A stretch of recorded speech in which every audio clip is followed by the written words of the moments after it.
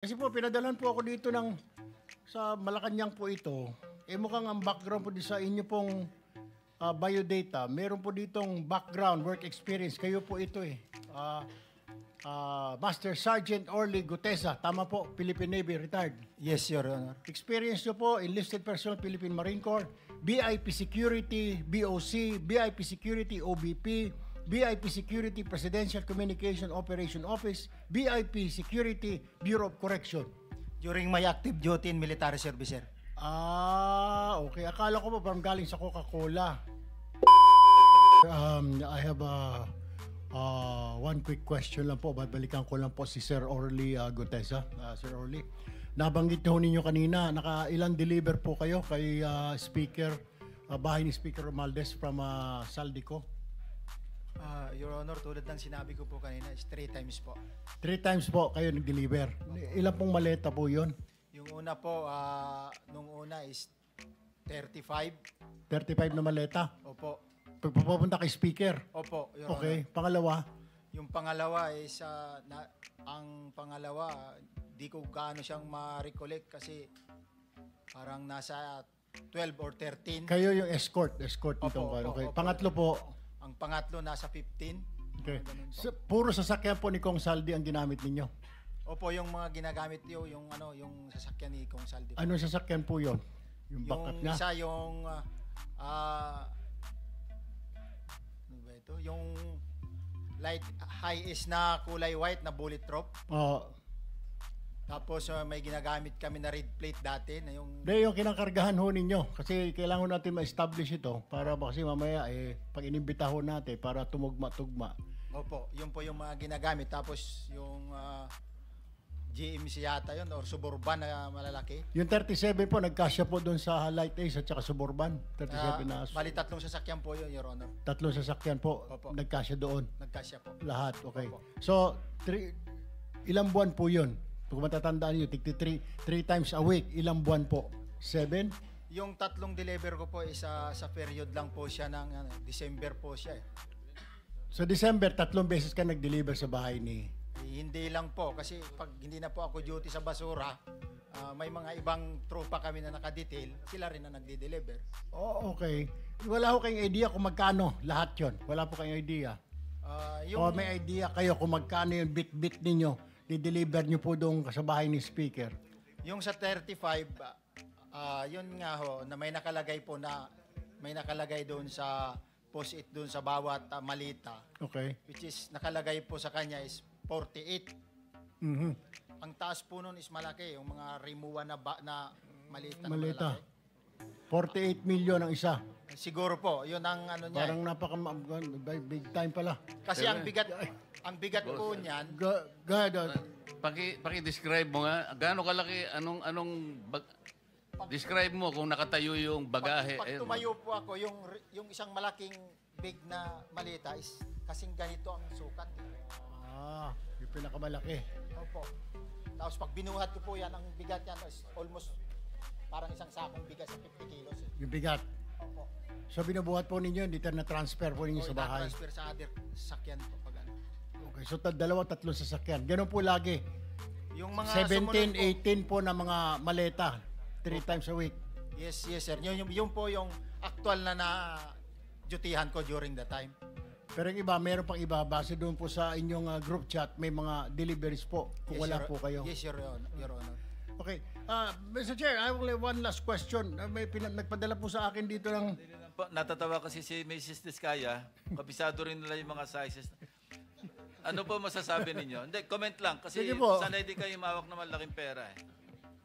Kadalasan po, sa 1 million po na tagwa 1,000 pesos, ang bigat po nun ay 1 kilo. So tama nga. Yung mananabong na dati namin kasama rito. 1 kilo, 1 milyon.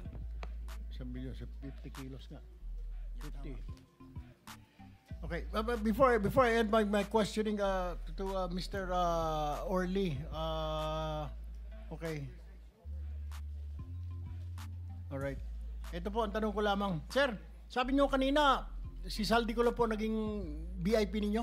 Wala po kayong pinagbantayan from Coca-Cola? Diretso po kay Saldi ko? Yes, Your Honor. Okay. Kasi po, pinadalan po ako dito sa Malacanang po ito, mukhang ang background po sa inyo pong biodata, meron po ditong background, work experience. Kayo po ito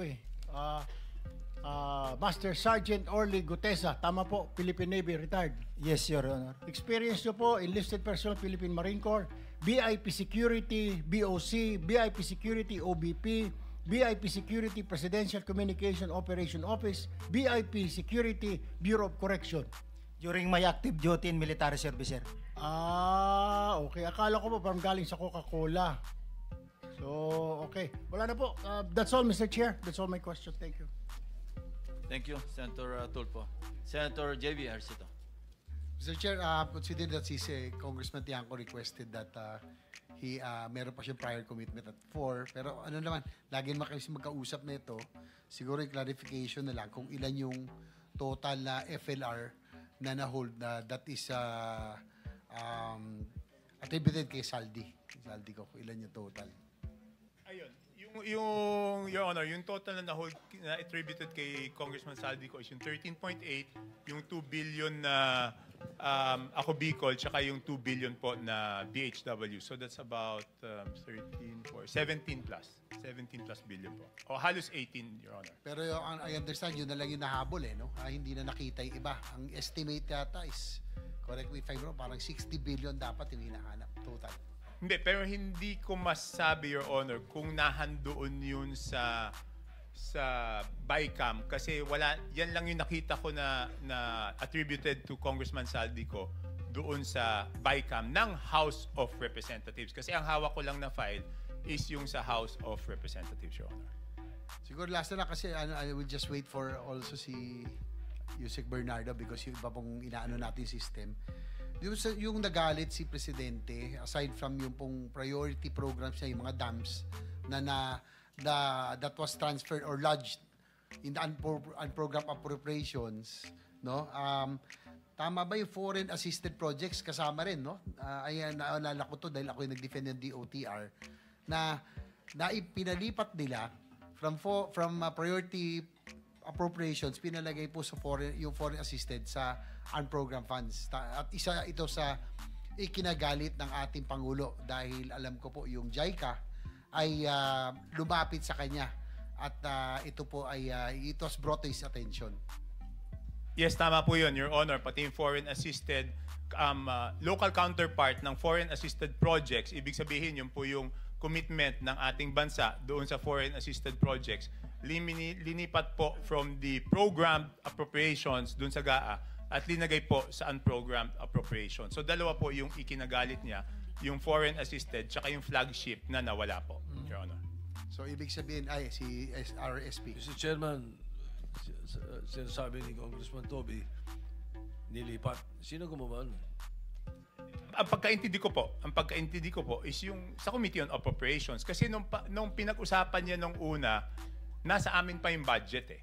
Nung una yung sinasabi po ni Senator JV na nagreklamo yung JICA, hindi pa po nagba-BICAM nun. So nasa House pa yung budget nun. So ang understanding ko, ang inireklamo is yung House version. Yun po yung understanding ko. Kasi alam ko nun, hindi pa tapos yung Senate doon sa Senate version ng General Appropriations Act. Siguro last point na lang. Senator JB, bago ko mag-last point, isa lang kasi nagmamadali rin si Rep. Toby. Talaga pong magagalit ang Pangulo natin, Kong Toby, kasi hindi lamang siya foreign assisted projects, flagship project po ng Presidente. Maalala po ninyo, ito pong tinatanong ko kay Yusek Kati, na nandun po si Yusek Pangandaman, bakit ka ako sinulatan ka na huwag mong babawasan yung binigay na ceiling?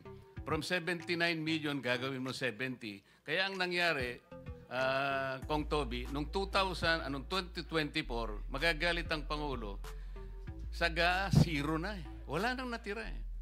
Ganun po yung ginagawa at talagang nilalagay po sa mga convergence projects. Yun po yung CSSP, SSP, SIPAG, BIP, LIP, kung ano-ano pa.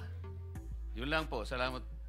Thank you. Tama po kayo, Your Honor. Kaya po nasabi niya nga na pangatlong taon na niya sa panunungkulan, hindi matapos-tapos yung mga malalaking proyekto kasi nga kinukuha lagi.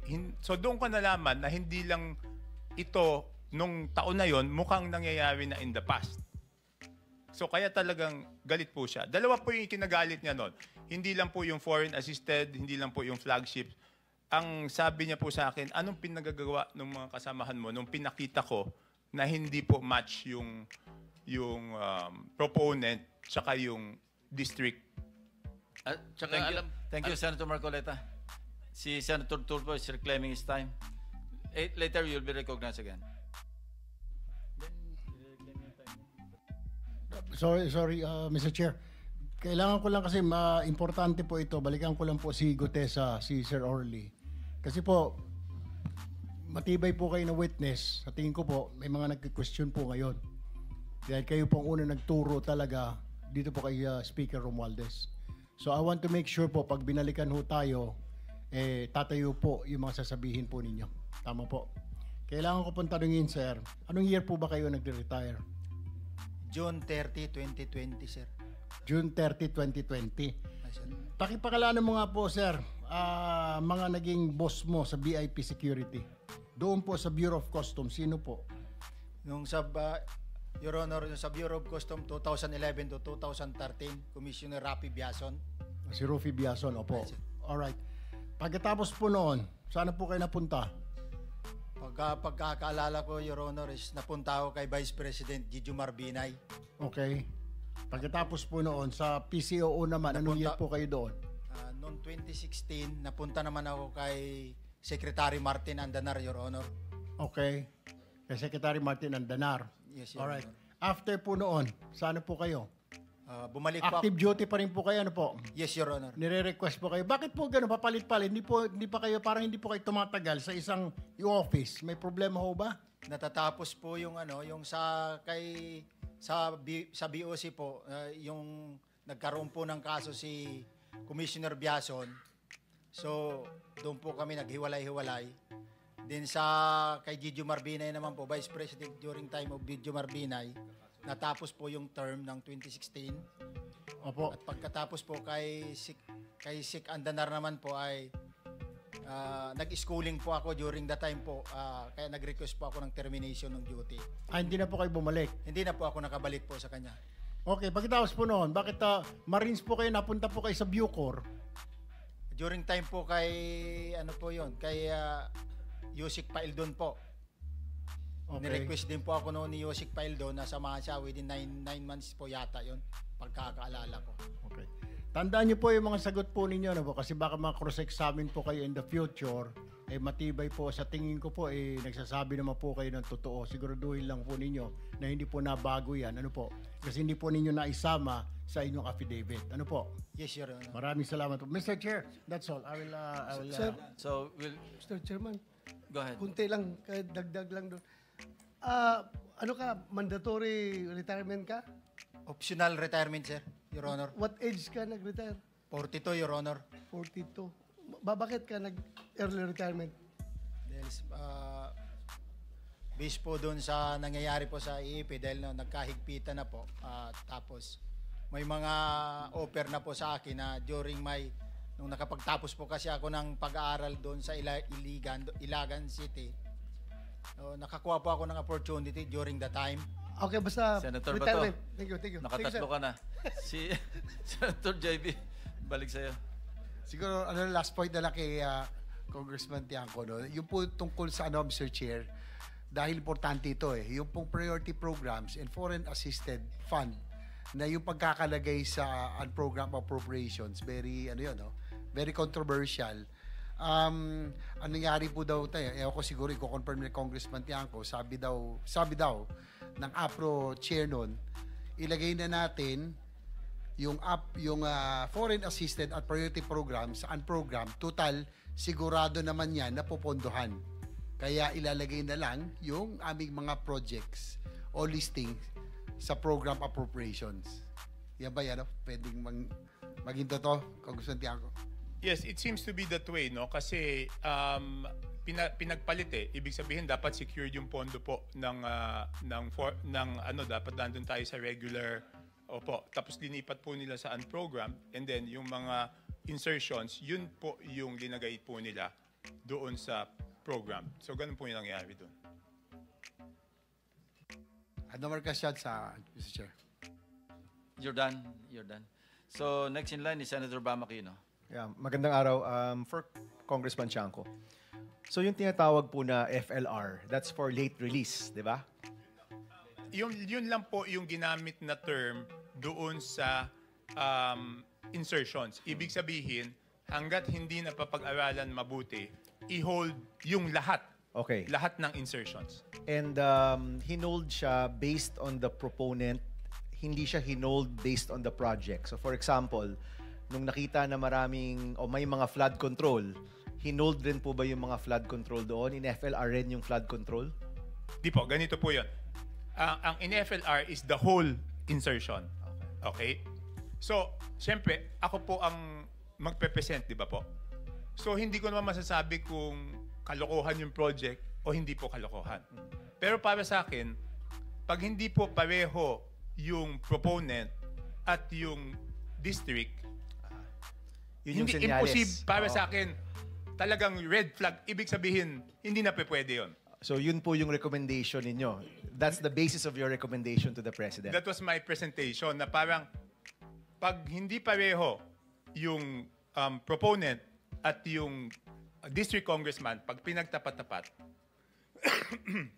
lalo na kung district congressman siya, para sa akin, kalokohan na talaga. Suspect.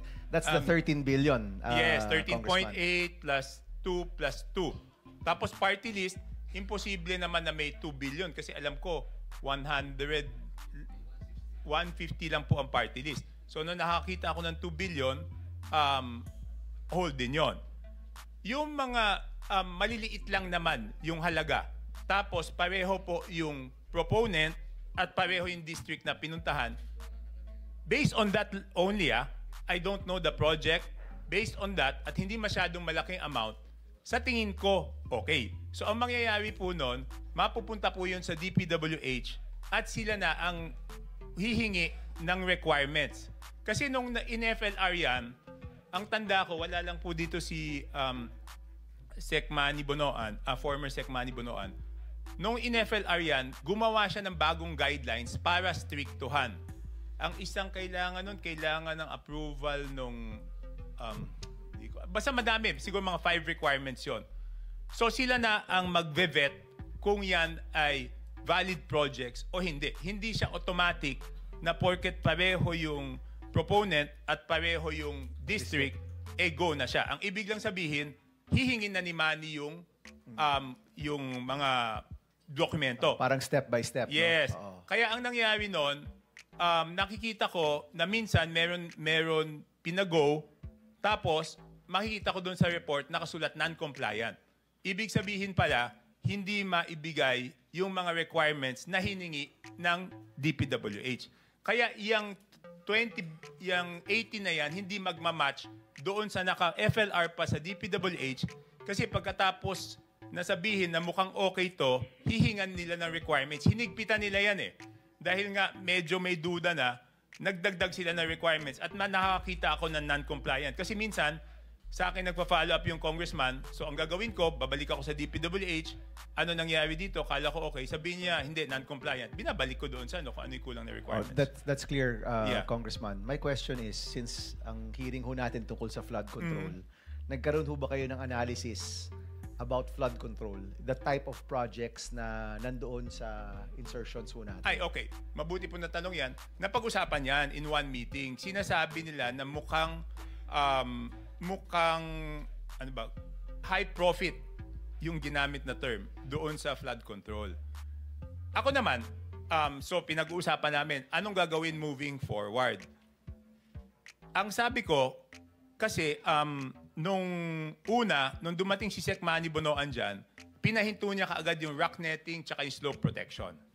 Pinagbawal niya yung dredging. Tapos, pinag-uusapan na for the 2026 budget, anong gagawin doon sa flood control. Ang sabi ko is, ang dapat ayusin is yung DUPA, yung Detailed Unit Price Analysis.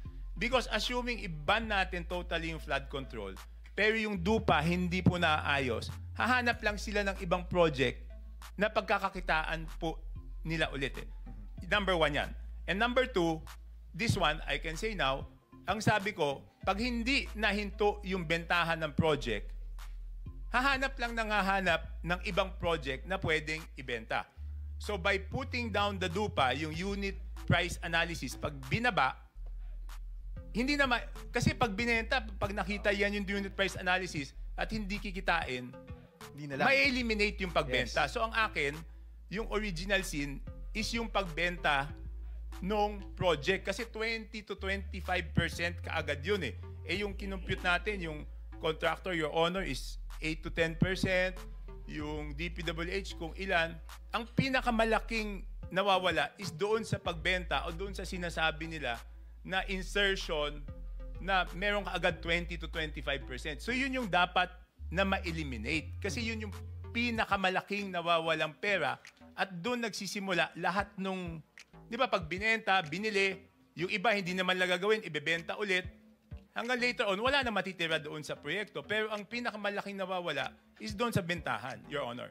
Sorry, just for a last question Yes, sir. kay Congressman Chanco. So napag-usapan na baka dapat wag munang i-release itong flood control kasi hindi ni-release si rock netting, hindi ni-release si slope, hindi ni-release si dredging, di ba? Hindi, ang napag-usapan is yung nasa 2025 budget is pag-aaralan muna ni Sec Bonoan. I see. Kung legitimate. Kasi meron ako natatandaan doon, hindi ko lang alam kung anong district, sorry. Meron doon, hindi lang flood control. Merong mga projects doon na kahit hindi flood control, sinasabi ni Sec Bonoan, wag na nating ituloy. Which ones are these, Congressman? Hindi ko na matandaan specifically sa dami nung proyektong yun eh. At kumbaga, nakita pa lang niya, alam niyang alanganin na. Hindi, kasi hindi nakaka-comply doon sa additional requirements na linabas ng When they asked DPWH. for requirements, hindi makapagbigay, so wag na lang. Yes, yung linagyan nila yun ng mga, hindi ko alam kung barangay clearance ba yun, tapos yung DNR permit. Madami. I think it was 5 requirements. Sana matanong lang yung DP, mas alam mo nila yun. Thank you, Congressman. Salamat. Yes, thank you. Thank Mr. Chairman, just a question. Mr. Chairman, kanina po nagsabi si Undersecretary Bernardo na in an executive session, ikukwento niya yung sistema na nakagista niya. Are we going to go to an executive session? It depends on the members. If what's the nature of the request? Kanina po, maybe we can ask Engineer Bernardo. Nabanggit po niya na, tama ho ba, sir? You may speak. In an executive session, nais niyong ibanggit ang sistema ng korupsyon. Tama po ba yung words ko? Yes po, Mr. Chair. I can